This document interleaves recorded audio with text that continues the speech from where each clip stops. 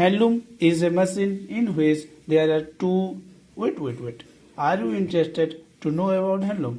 It's an interesting topic nowadays. What is handloom, how it operated, etc. Today in this video we will discuss about the handloom. What is handloom? Knowledge about the handloom, lesson 1 in this video we will discuss. Simply we say that handloom is a machine in which there are two sets of yarn or thread are used. One is warp and another one is weft. तो इसका मतलब ये होता है, अगर हम आसान भाषा से कहा जाए तो एक मशीन होता है जहाँ पर दो तरीके का धागा लगाया जाता है. एक धागा को वार्प बोला जाता है और एक धागा को वेफ्ट बोला जाता है. Interlacement of both are to produce cloth and it operated by the hand, so called it handloom. तो interlacements of both the to produce अब ये होता है कि वार्प और वेफ्ट जो दो तरीके का धागा होता है वो आपस में इंटरलेसमेंट होता है और ये ऑपरेटेड किससे होता है? हैंड से, यानी कि मैन पावर से. इसीलिए इसी को हैंडलूम बोला जाता है, यानी कि जो हैंड ऑपरेटेड होता है बाय पावर से, तो इसी से इसका नाम हैंडलूम है. Weaving is an art that has been practice for thousands of years. Weaving एक कला है जो कि विगत बहुत वर्षों से वो चलते आ रहा है, tradition. The earliest date back to the Egyptian civilization. ये जो कल्चर है वीविंग का, ये इजिप्शियन सिविलाइजेशन से चलते आ रहा है. Over the year both the process as well as the machine have undergone phenomenal changes. यानी कि इजिप्शियन सिविलाइजेशन से अब तक जो ये ट्रेडिशन चलते आ रहा है उनमें से बहुत सारा प्रोसेस में, बहुत सारा मशीन में फिनोमिनल बहुत सारा चेंजेस आए. As of today the wide range of looms being used right from the simplest handloom to the most sophisticated loom. तो आज अगर देखा जाए तो लूम की बहुत सारा वेराइटीज आ गए हैं.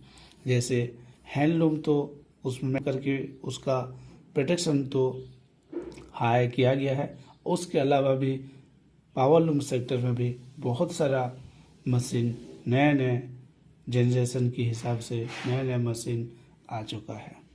और हैंडलूम की तरह बात किया जाए तो हैंडलूम में इतना सारा चेंजेस आ गए. पहले अगर कपड़ा बना रहा था एक दिन में 1 मीटर, तो आज हैंडलूम में भी करीबन 10 से 15 मीटर का कपड़ा भी बन सकता है. Next, in the old age a peculiar type of through shuttle loom without sleeve was in value in this country and even in Europe. जो ओल्ड एज में जो लूम हुआ करता था वो शटल नहीं था, उसमें वो जो लूम था वो थ्रू शटल था और विदाउट स्लीव था. वहाँ पर स्लीव ही नहीं लगता था और वो ऐसा एक शटल था जैसे कि आप अगर देखा जाए जो हमारा टाइप्स ऑफ हैंडलूम्स है उसमें जो पहला हैंडलूम, जो पहले टाइप का जो हैंडलूम्स है हमारा प्रिमिटिव लूम, वो भी जैसे मणिपुर में पाया जाता है, वो भी बिना रीड का और बिना स्ले का भी चलता है. उसी तरह जो ओल्ड एज में था हमारा जो लूम वगैरह था वो बिना रीड का और बिना स्ले का भी चलता था. A European named John Kay first invented in the year 1779 the mechanism of the flying shuttle loom. एक यूरोपियन जो देश है हमारा यूरोप, उसमें एक नाम मिस्टर जॉन करके एक आदमी थे जो कि उन्होंने पहली बार ही 1707 में उन्होंने एक फ्लाइंग शटल मैकेनिज्म का एक लूम इन्वेंटेड किया, जो कि वो फ्लाइंग शटल लूम आज तक भी चले आ रहा है. The word fly shuttle means the loom in which the shuttle fly from one box to another and back being equated by the picker.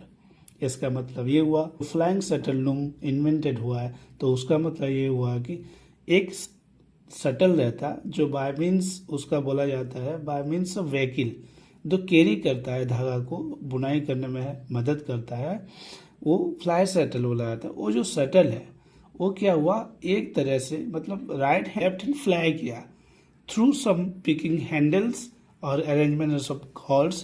तो एक बक्स से यानी कि एक राइट हैंड से लेफ्ट हैंड वो मूव किया, यानी कि फ्लाई किया. अगर एक तरफ का राइट से अगर लेफ्ट अगर फ्लाई करेगा तो वो लेफ्ट से फिर से अपने तरफ bye means of picker.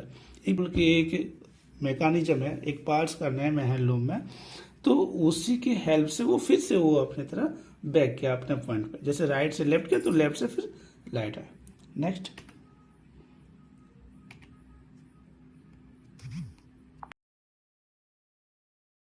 like, share and subscribe for more videos.